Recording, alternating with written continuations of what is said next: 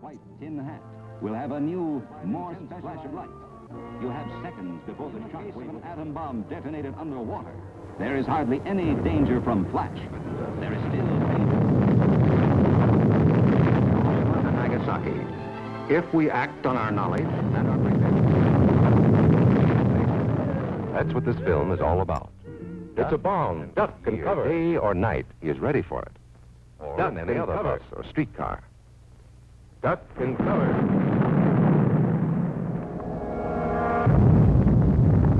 A flash. A blast. The release of deadly radioactive rays.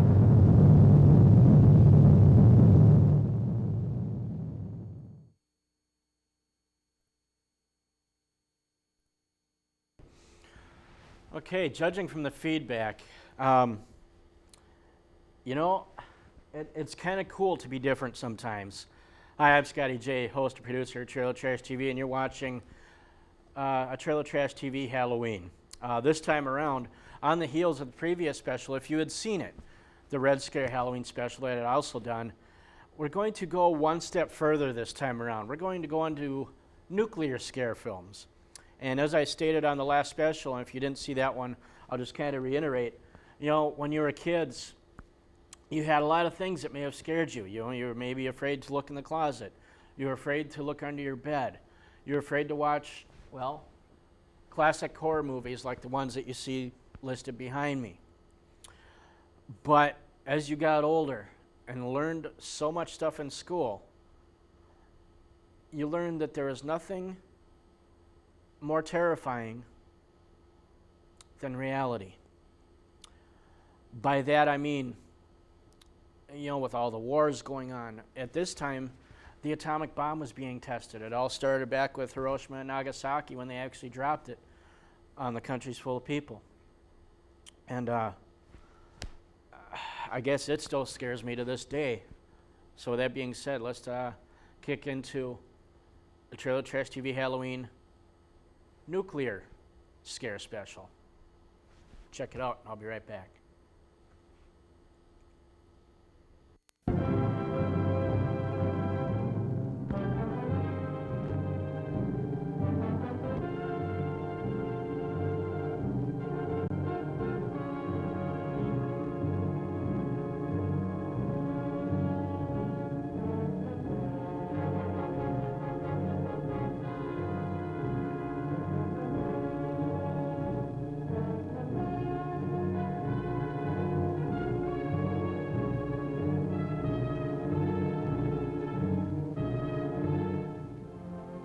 Within this universe, there are many natural elements and forces at work.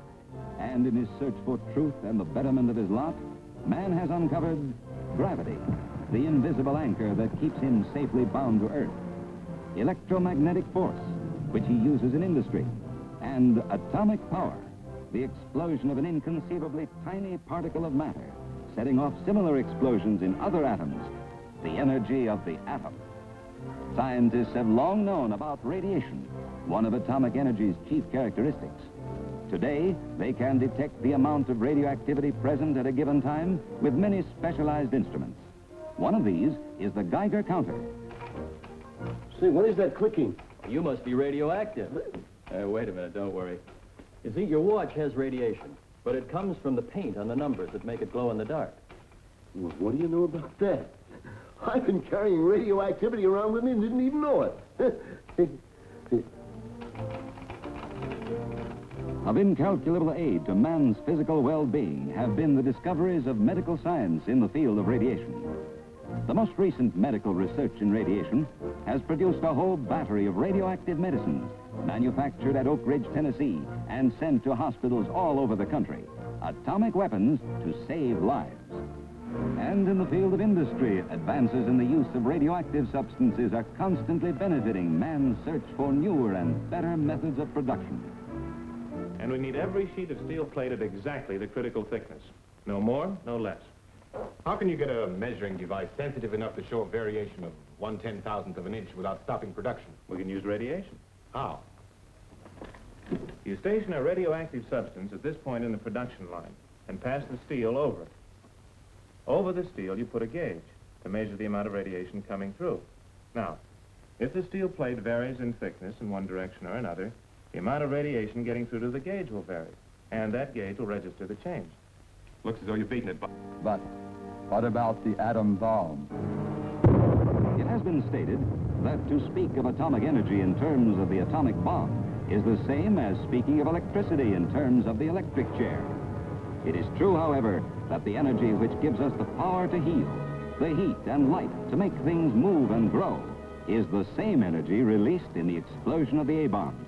To state and local governments falls the responsibility for action and cooperation within the limits of their own jurisdiction.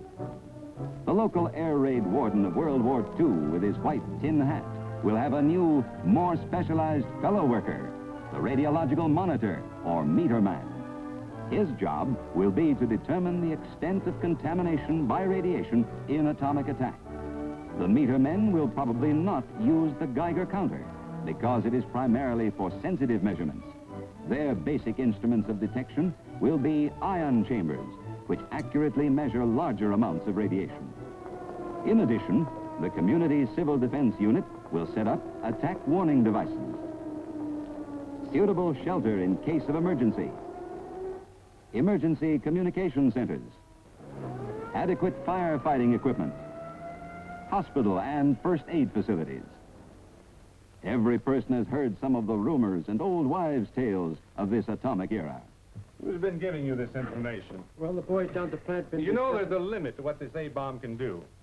You asked me if a flash from an atomic bomb could blind everybody. Of course not. You look directly at the burst in bright daylight, you might not be able to see for a few minutes. At night, it might last for an hour or two. But in either case, it would only be temporary. Now, as for the radiation of the bomb, the chances that it will change your ability to have children, or that it will affect any future children you might have, are less than 1 in a million. Radiation will not make a place uninhabitable forever, possibly temporarily.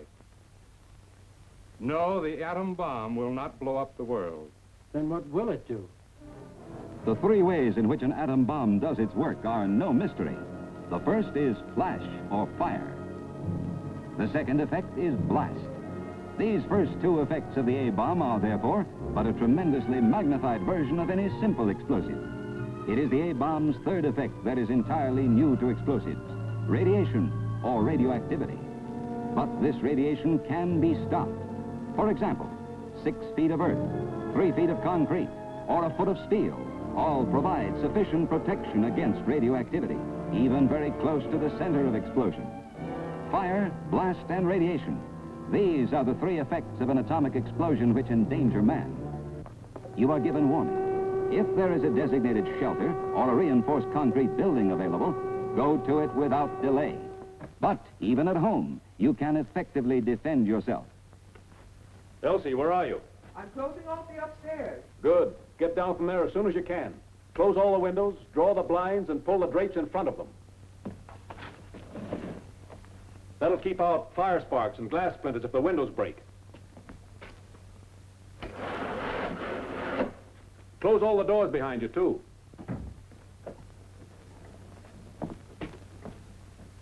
We've got to make this place practically airtight.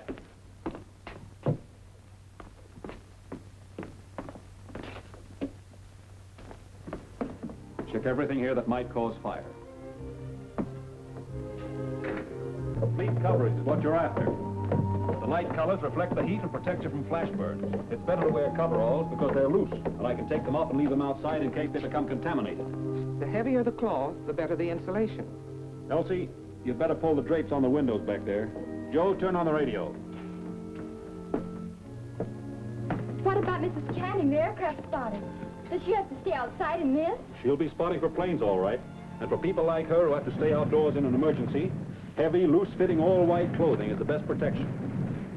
Follow instructions. Stand by. Very little time left. Since radiation travels in straight lines, I'd say the way I fix this corner of the basement gives us plenty of wall and earth and material between us and the possible military objective. We're well protected from the window, too. Yes, sir. Even if a bomb blew the house over, we'd have a pretty good chance here in the basement. The walls can never be too thick. Now, children, I want you to sit down here against the wall. That's it. Now, crouch tight up against it. Now listen, kids. If they're dropping an atomic bomb, it may go off any second now. Whatever happens, I'll give the signal when it's all right for us to get up. If there's an explosion, we'll wait about a minute after it's all over. Then we'll go upstairs and take a look around, see if it's all right for us to clean up. This man has made good use of the time given him by warning. With calm and intelligence, he has employed the means of self-defense at his disposal. Thus, every man can greatly increase the chances of bringing his family and himself through any attack unscathed. But this man has an advantage, a well-protected cellar. If there is no basement in the neighborhood, seek shelter on the first floor of the house. An inner room with solid walls, with as many walls as possible between you and the probable target area. Get under a sturdy object, table, desk, bed, close to the wall. If debris should fall, the two will provide good protection. The most important thing is to keep out of line with the windows and to close them off so that broken glass will not fly in. Lie down flat on your stomach. Cover your face with your right arm so that it is protected by your elbow. Grasp the back of your neck with your left hand. But wherever a substantial underground shelter is available, it provides the surest, safest possible protection against atomic attack.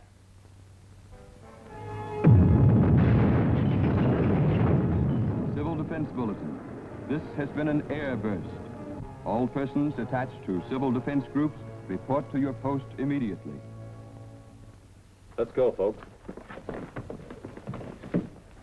Elsie, bring the blankets. We'll find out what happened to the windows. What about the radiation? Well, this was an airburst, honey. If the radiation didn't get to us when the atomic bomb exploded, just about all the dangerous stuff is gone. It went straight up into the air. The terrific heat makes it do that. And I don't think we're close enough to ground zero for the radiation to have even touched us.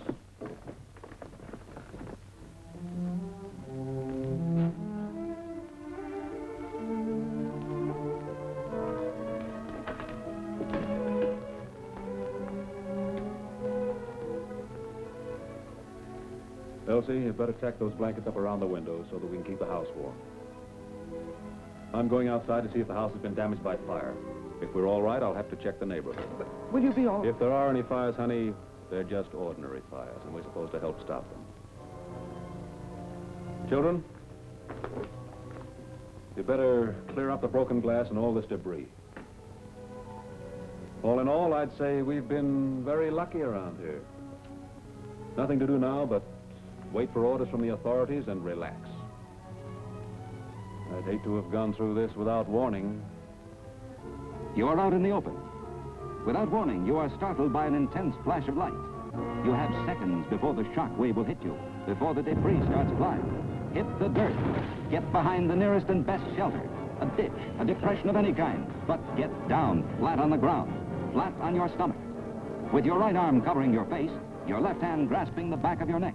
If you're out in the open in a built-up area, dive for the nearest concrete archway, the nearest and best shelter. Cover your mouth and nose with your handkerchief. It will help to keep out any possible radioactive dust. If you are blinded, it is only temporary. With the blast over, get out of the wreckage, remembering to keep as clean as possible.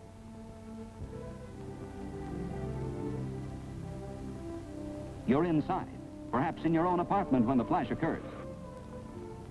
You have seconds.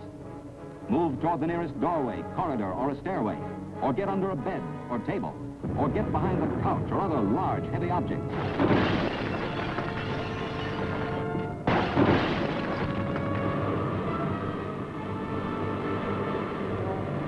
Are you all right, Mother? Yes. Alice, turn on the radio. Where's Buddy?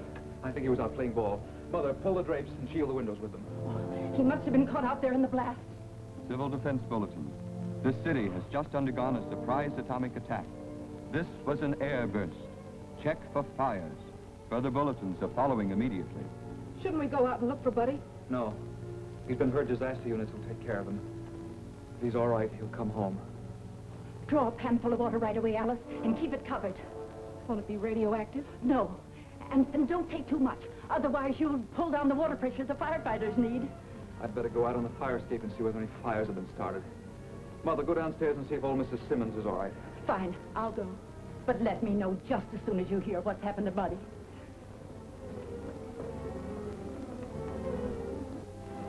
Oh, Buddy's here. He's home.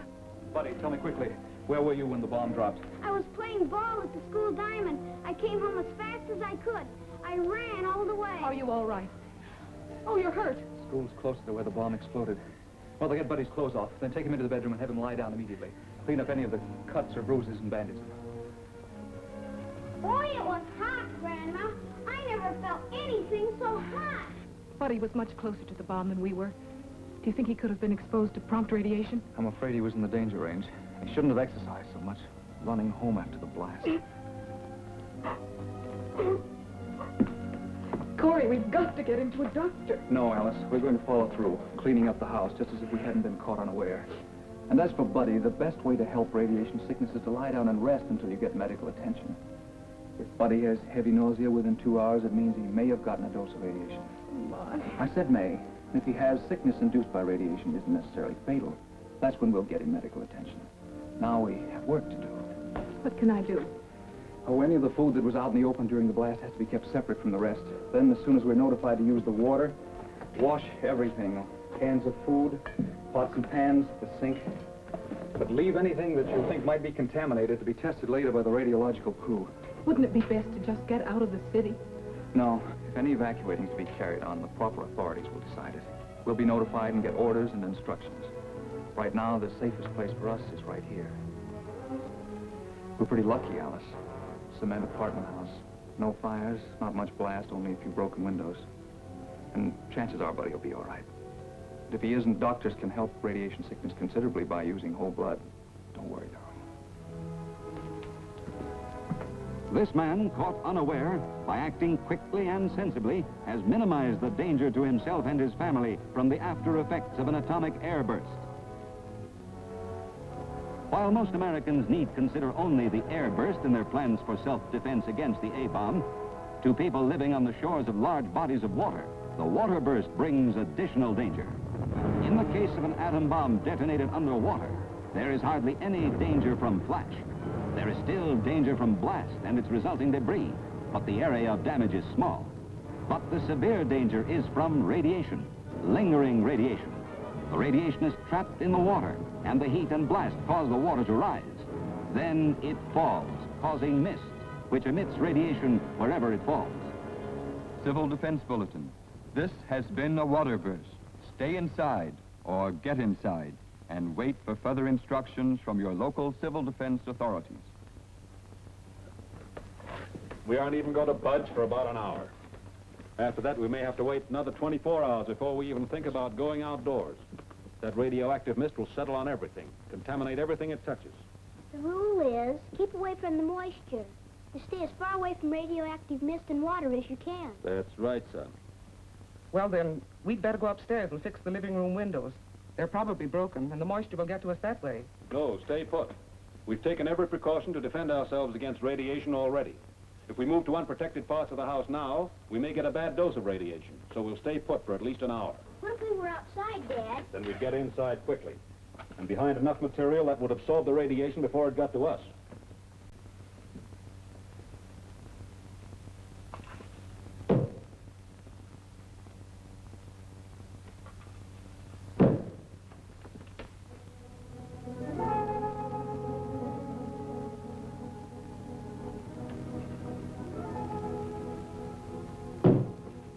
Joe, finish tacking this blanket for me, will you?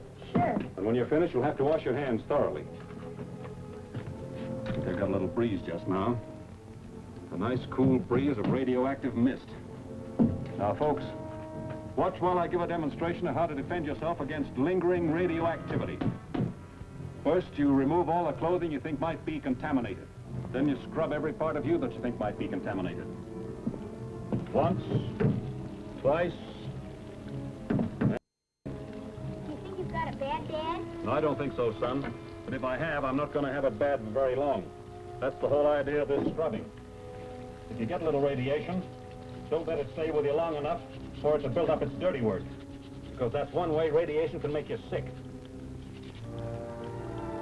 If a little of it gets to you and stays with you long enough, It can do almost as much damage over a long period of time as one big dose all at once. If you're radioactive right now, Daddy, does that mean that we can catch it from you? No, Meg, I've got it all to myself. Do you think we'll be all right, Jim? Elsie, we've taken every precaution to lock that radiation out already. If it doesn't get to you right away, it starts to die. It may linger for a while, but it does die. And we can wait it out. We've got all the time in the world. This man knows that his best defense against lingering radioactivity is patience, calm patience. In a water burst, the odds are with the man who stays put. But what about the H-bomb? The hydrogen bomb, though it might be 1,000 times more powerful than the atom bomb, would only cause damage over a radius 10 times as great, and the damage would be similar in kind. Hence, the principles of self-defense against the H-bomb would not change from those of the A-bomb. They would become more vital. Some of the scenes you have just seen have deliberately been made slower in order to bring home to you what precautions might be taken under ideal circumstances. When the alert is sounded, of course, you might not have time to do all of these things. Most important is to take cover in the basement, the center of a building, or in a doorway if you're in the street. Meanwhile, remember that civilian defense is everybody's business. All over the world today, powerful forces are at work for the preservation of international peace. It is the hope of civilization that the harnessed power of the atom will work for the good of mankind.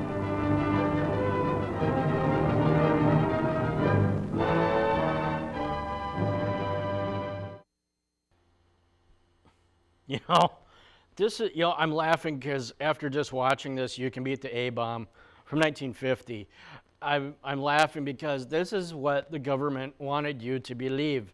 You could beat the bomb. You could survive an atomic or nuclear attack. You think about it, would you really want to? I'd rather be at ground zero and just melt into ooze in the sand or something, but okay. With that being said, we're going to take a break. I got to figure out how I'm going to use the facilities. And we'll be right back with an even more hysterical film that the government wanted you to believe. So stay tuned. I'll be right back. Northern New York. I'm George Rock of Caterville. It's my responsibility as a parent to protect my family. That's why I have one. In Western New York. I am Mrs. Angus McNeil, town of Hamburg. We also have one, as insurance against a day we pray will never come. In Central New York. Hi, I am Paul Wheeler, and I built one for my family for $118. In the New York City area. I am Ralph Wells of New York City. I have one, and I consider it a good investment. Home fallout shelters are being built in all sections of the state. For free professional help in planning one for your family, contact your local Civil Defense Director or write to the New York State Civil Defense Commission in Albany.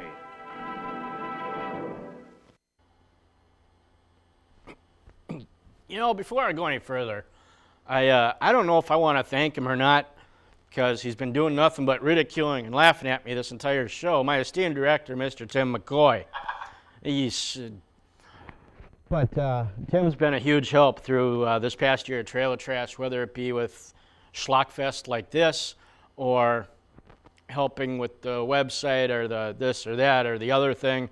He's a bigger geek than I could ever dream to be, enough said. Like I said before the break, this film we're going to take a look at now is even more hysterical than the You Can Beat the A-Bomb. Check this out. Also from 1950. This one's actually in color. They're comparing a nuclear blast to getting a mild sunburn right at the beginning of the film. That'll give you a taste of the direction this film is going. A little something called Medical Aspects of Nuclear Radiation.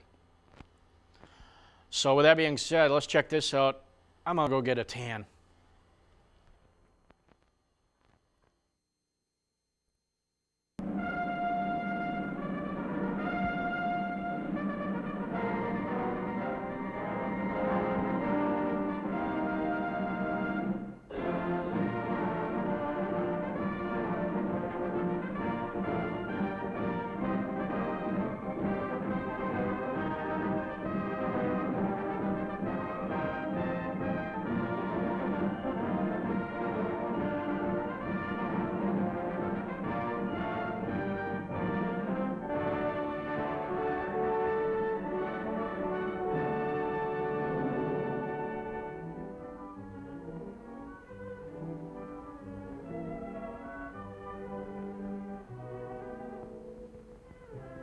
informal review of nuclear radiations and their effect on humans, a sunlit pool with all the trimmings serves as a suitable launching spot, offering an approach that is sufficiently scientific and scenic. A sunbather exposes herself to an assortment of radiations. Some, such as the solar rays, are heaven sent. Others are nuclear, the same as those which come from an atomic burst, and they're bombarding her from all sides. From the sky in the form of cosmic rays, from radon, a material in the atmosphere, from radioactive uranium found in the water which she just left, and in the earth on which she now lies. They aren't powerful enough to bother our bather. They're less of a hazard than the rays of the sun, which, if carelessly taken, can become too much of a good thing. With all radiations, nuclear and otherwise, it depends on the duration and intensity of the exposure. Nuclear radiations have their novel way of causing injury, but it's neither mysterious nor inescapable. Radioactivity, as represented by the ball, causes electrons to be ejected from their atom. It's an offensive move based on ionization. Ionization disrupts the structure of atoms of which all living matter is composed.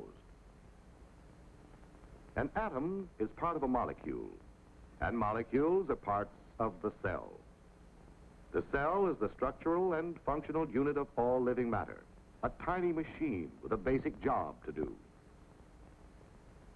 Cells operating with thousands of other cells of various shapes and performing special chores make up tissues and organs.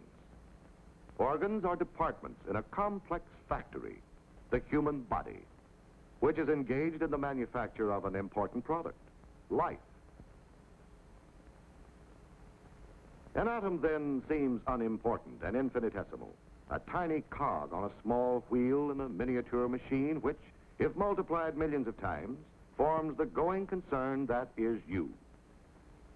But if enough of the cogs are broken through ionizing radiation, the gears grind, the machines falter and stop, the factory shuts down. Each of the 4 kinds of missiles discharged by radioactive substances has its own ballistic behavior. To observe them attacking the body, they must be symbolized far out of proportion, magnified millions of times. Gamma rays are the most penetrating, but the least ionizing. Not so penetrating, but more ionizing, are neutrons, which are not rays, but particles.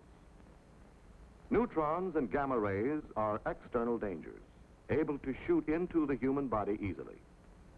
Alpha particles cannot penetrate the skin.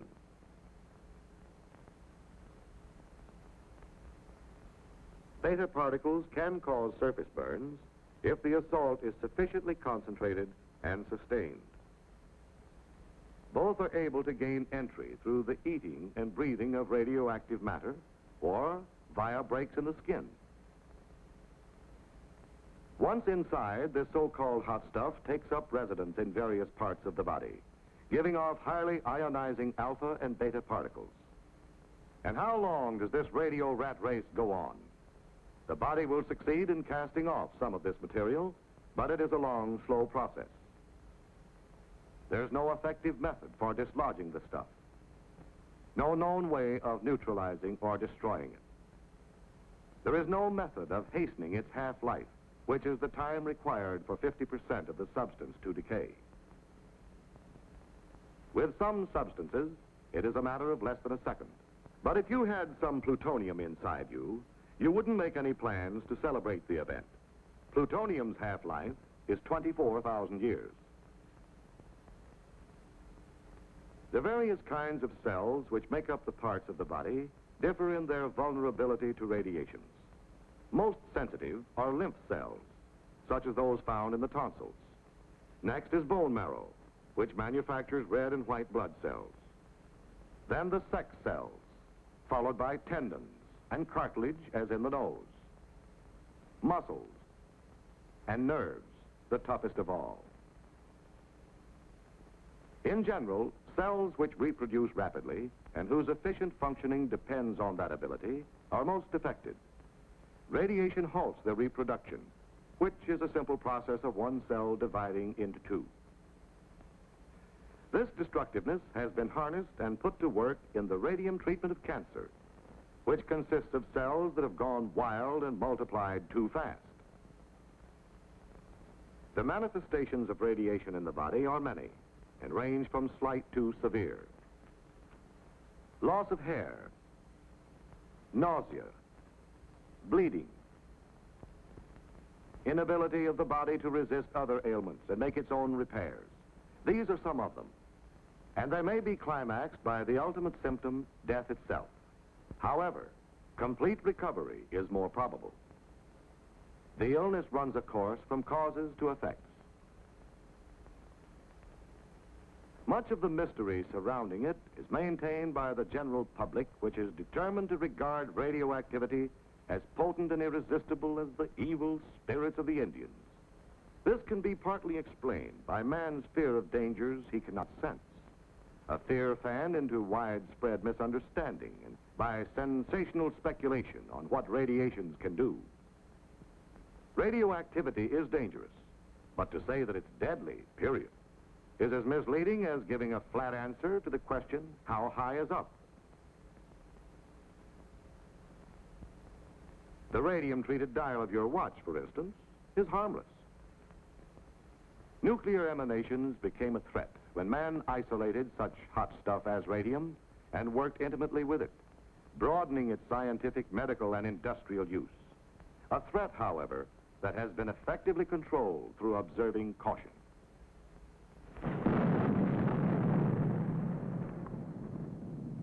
Not even the atomic bomb burst, man's boldest venture in releasing atomic power, is the DDT of humanity from which there is no escape.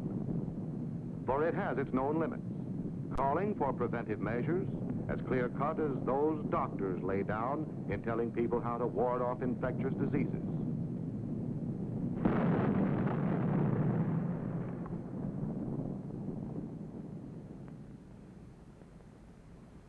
The first and obvious one is, be someplace else when it happens. Distance lends considerable enchantment to an A burst. But under some conditions, that's a hard rule to follow.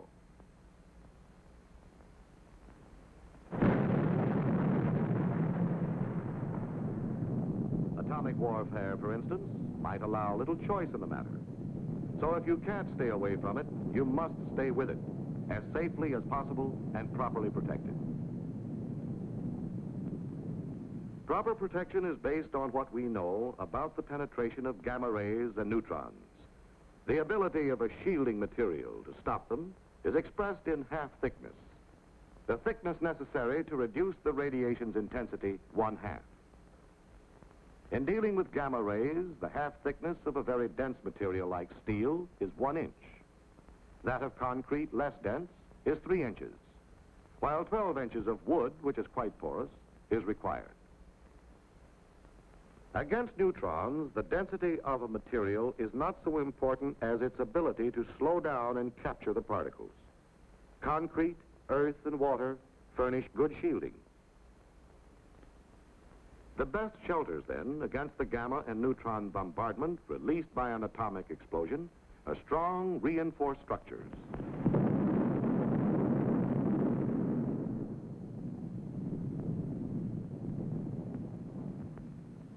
That prompt bombardment of a high aerial burst is severe but short-lived, since it is carried up into the stratosphere.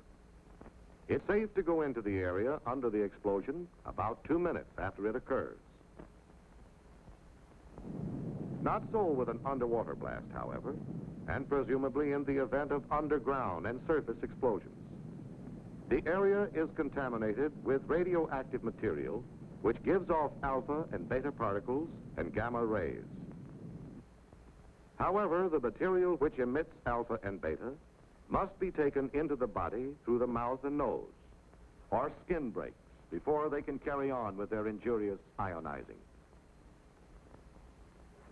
Steps to prevent the perpetration of these inside jobs include eating only food which has been inspected and passed on, guarding against breathing radioactive dust, care in handling contaminated articles, such as clothing, washing them or disposing of them if badly contaminated.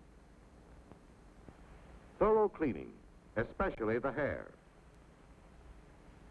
and under the nails. Sound medical practice demands not only a knowledge of the way harmful agents operate, but an accurate estimate of those agents. Radioactivity is detected by various instruments, such as this Geiger counter and pocket chamber. They have as their unit of measurement the Röntgen, or fractions thereof. This dial is graduated in Röntgens, allowing for precise readings of contamination in persons and things. It will tell how much radiation the wearer has received. The human body's resistance to destructive agents and its recouping powers vary with individuals. This man might recover quickly from a rattlesnake bite. This one might succumb to a bee sting. Aware of this range of vulnerability, doctors have set extremely safe and low exposures, such as 0.3 of a Röntgen per week, as the maximum gamma radiation dose for laboratory and industrial workers with radioactive materials. They calculate that 300 to 500 times this much, 150 or more Röntgens, may bring out symptoms of sickness. The median lethal dose, which is the amount necessary to kill half the persons exposed, is placed by most medical authorities at around 450 Röntgens, received by the victim's entire body, and within a short period of time. Thus, it takes a very special combination of circumstances to cause the death of a person by radiation. A combination that's a remote possibility in ordinary work with radioactive materials, and not nearly so frequent in atomic warfare as is commonly believed. Let's suppose that despite preparedness and preventive measures, one gets a dose sufficient to cause sickness. What then? Is this the stock answer? The unavoidable sequel? Or this? Most emphatically, it's this. Radiation illness lends itself to treatment. The treatment is symptomatic, which means that doctors relieve the symptoms or effects rather than remove the cause. To clarify, when you take aspirin to get rid of a headache, that's the symptomatic approach. Removal of an injured or infected member of the body is specific treatment. A radiation patient is bolstered in all possible ways.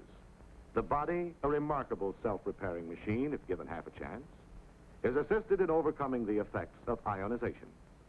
For example, if the patient's supply of red blood cells is down, he is given a transfusion of whole blood.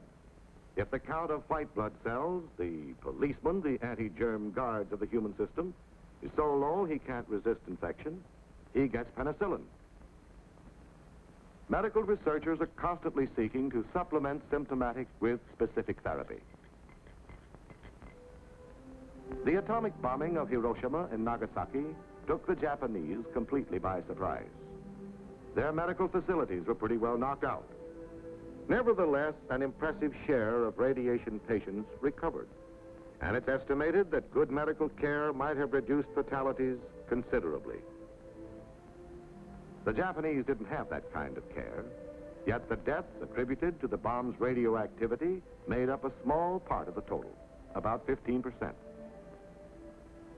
It is reasonably assumed, though, that many who were killed by the bomb's other destructive forces sustained radiation doses that would ultimately have proved fatal. In short, they were burned and beaten into oblivion before they had a chance to die from radiation, which puts the finger squarely upon one of the major fallacies in the public attitude toward atomic weapons. It's the fallacy of devoting 85% of one's worrying capacity to an agent that constitutes only about 15% of an atomic bomb's destroying potential. And that's unsound. Doesn't fit.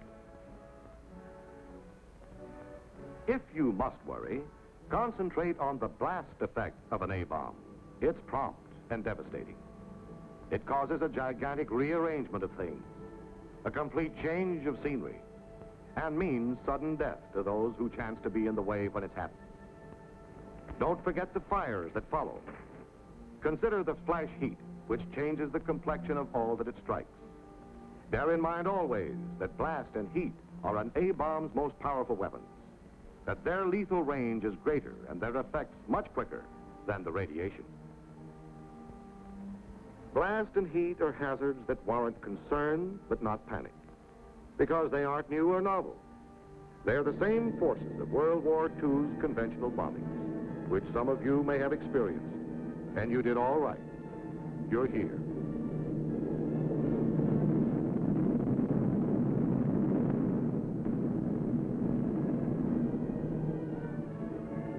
As food for thought, the possibility of atomic warfare and its relation to your well-being is understandably on your mental diet. But in your thinking, adopt the realistic viewpoint of a man engaged in a gun battle. His chief fear is not that he might come down with a case of lead poisoning, but that he's apt to get an extra hole in his head.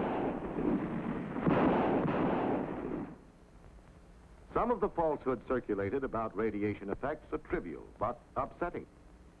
They're beamed right at one's self-esteem. And will eventually result in a race of bald-headed people.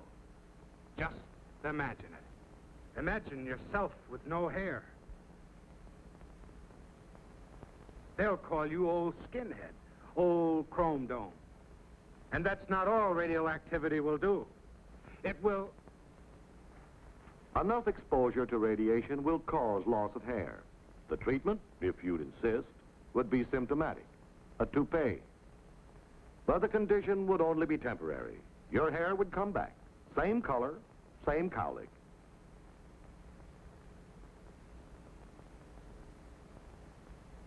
A fear that is grossly built up in popular print is that radiation will cause impotence, which is the mechanical inability of a man to fulfill his sexual role. That fear won't stand examination. Another subject of misgivings is sterility.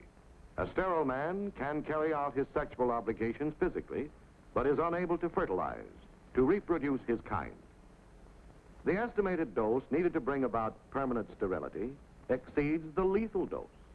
So obviously sterility by radiation would be just incidental, a matter a dead man wouldn't worry about. The public has been force-fed grave suspicions that extensive use of atomic energy, as in war, might eventually result in an overabundance of freaks, suitable for sideshow exhibition. We can start picking the freak possibilities apart by looking at a sperm cell, the kind of cell that plays a leading part in reproduction. These chromosomes contain the material through which such physical characteristics as color of hair and eyes are handed down from parent to offspring. Sometimes the chromosomes are broken up. This upsets the heredity-controlling material when the cell divides, and the result may be a mutation, a variation from the parent. It occurs naturally and may also be brought about by radiation. But radiations can't produce any new kinds of mutations. They can only increase the natural rate. Is the increase enough to stew about? No. We can't experiment along these lines with humans, but we can observe the effect of radioactivity on mice and fruit flies, which produce new generations so frequently that to study them for a short time is like reviewing a long span of mankind's history. These are the probabilities, and they aren't important enough to lose any sleep over. Besides, a mutation can be a good variation, an improvement over the parent. If you'll be honest with yourself, face the facts, you'll probably realize that your principal worry ought to be that your offspring will look just like you.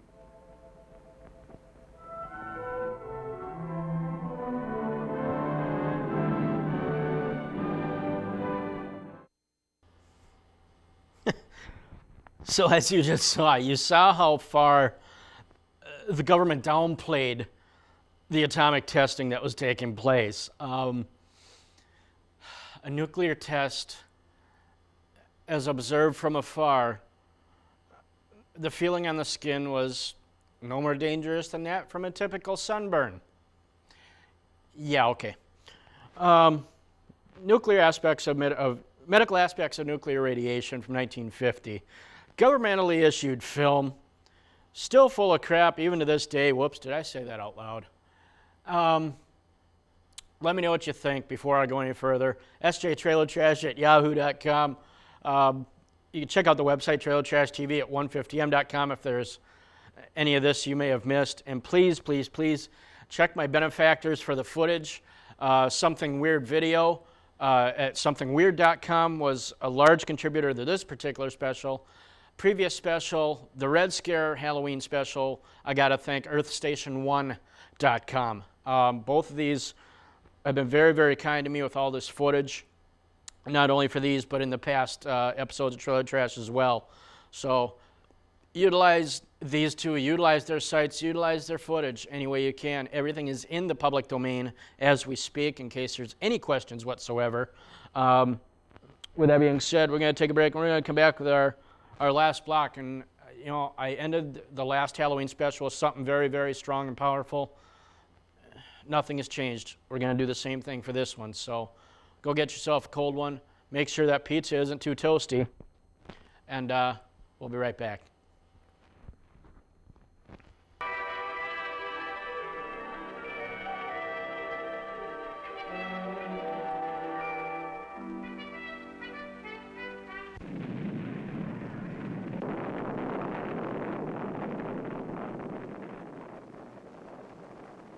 If an enemy attacked, deadly radioactive fallout would follow. Would you, your family, and livestock be protected? This New York State farmer has the answer. Civil Defense helped us with the plans of the shelter we have in the basement of our home. And here in the barn, we have extra feed and water for the livestock and have sealed up the opening. And we have extra bales of hay to cover doors and windows. Civil Defense will provide experts to help you plan farm fallout protection. This service is free. Contact your local director or the New York State Civil Defense Commission.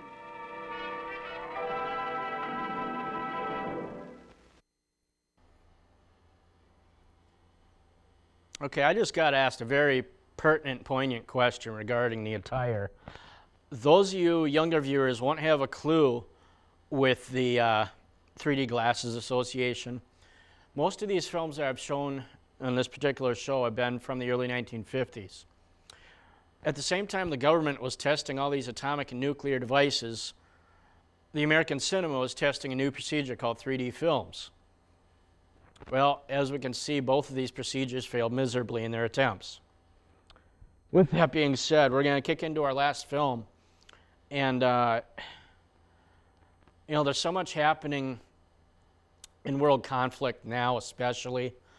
And it doesn't matter which side of the fence you're on, if you're a red state or a blue state, you know. It just doesn't matter your political affiliation. You don't necessarily have to agree with everything I've presented, but that's just it. It's my opinions. This is the message that I want to send forth. I don't like war. I never have. And these films you've seen sent a message from the powers that be, for lack of a better term, downplaying the research that they were doing. This last film is no exception. Something called One World or None. So with that being said, you've been watching Trailer Trash TV's Nuke Scare Halloween special. I've been your host, Scotty J. Take care of yourselves and have a fun and safe Halloween.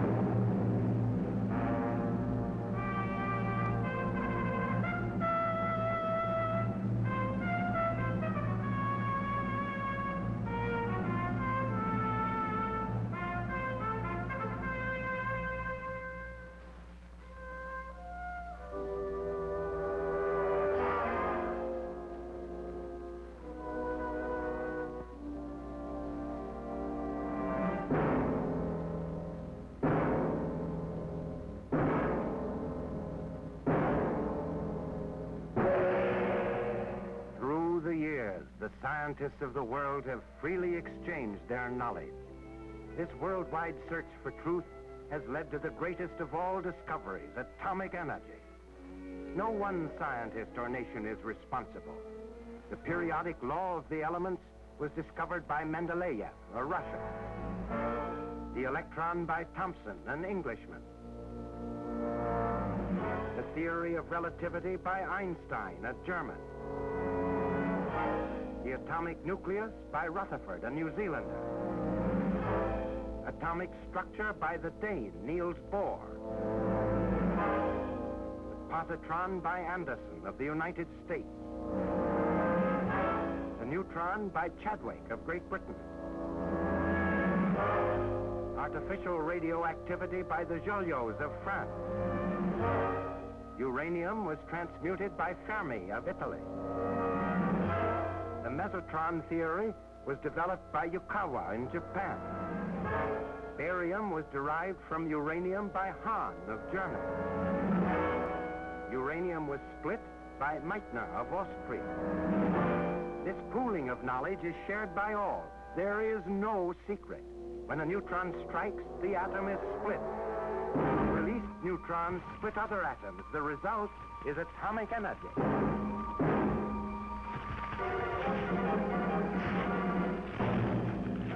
Shall the people of the world use this energy for the destruction or the betterment of mankind?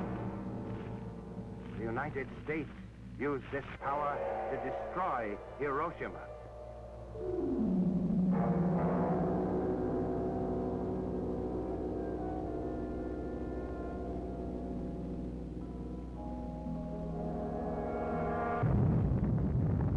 A flash, a blast, the release of deadly radioactive rays, and in a matter of seconds, downtown New York would be a mass of ruin. Throughout the entire lower end of Manhattan, most people would be dead. All buildings from Washington Square to the Battery would be destroyed. In Chicago, from Halsted Street to Lake Michigan and from Chicago Avenue to Roosevelt Road, the city would lie in ruins.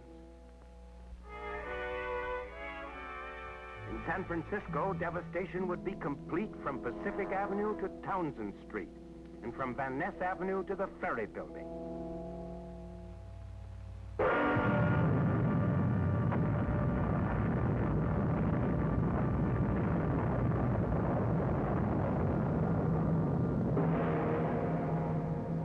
One atomic bomb did this to a city and its people.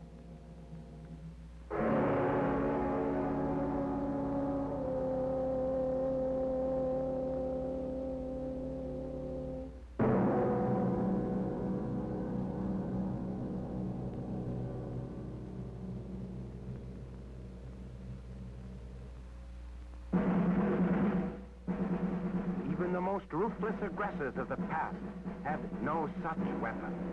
A soldier of Alexander with one spear killed one. Napoleon's cannon in one firing killed 12. The Kaiser's Big Bertha killed 88. Hitler's V-2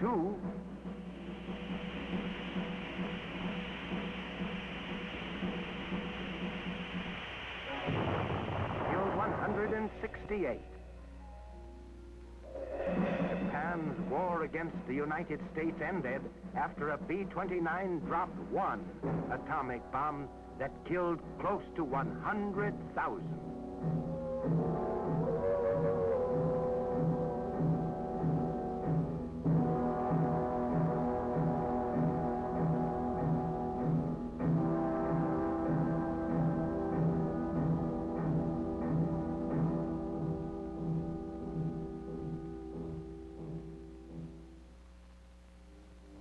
The deadly power can be exerted at great distances.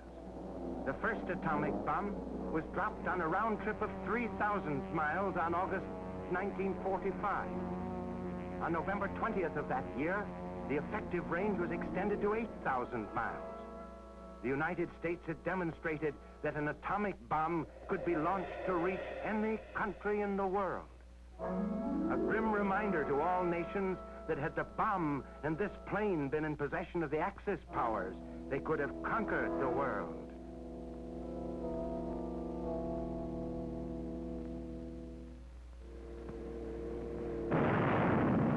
There would have been no defense against this weapon. A single plane would have broken through to destroy the heart of London.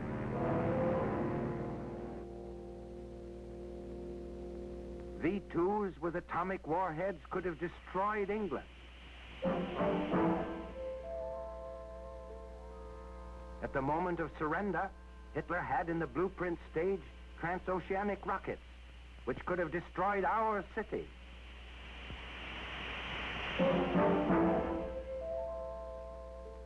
U-boats could have surfaced off our shores and launched atomic rockets against vital targets.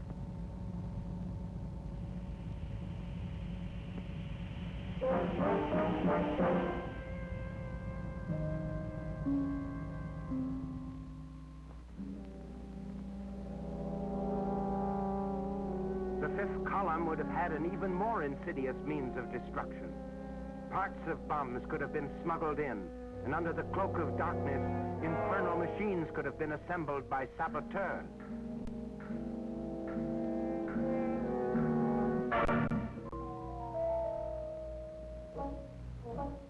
It is therefore an imperative necessity that all the nations of the world unite to avert catastrophe.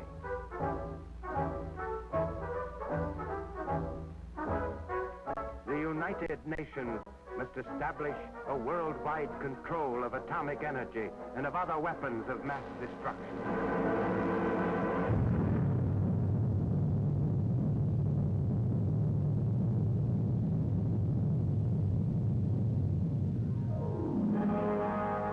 Representatives of the peoples of the world must together make laws which will abolish war, laws which will hold the individual in all lands responsible for crime against world peace.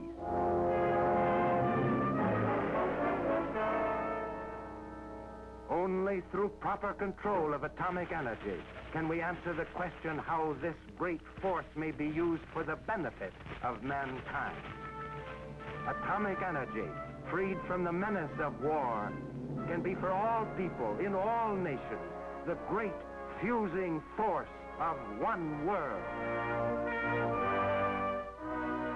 The choice is clear. It is life or death.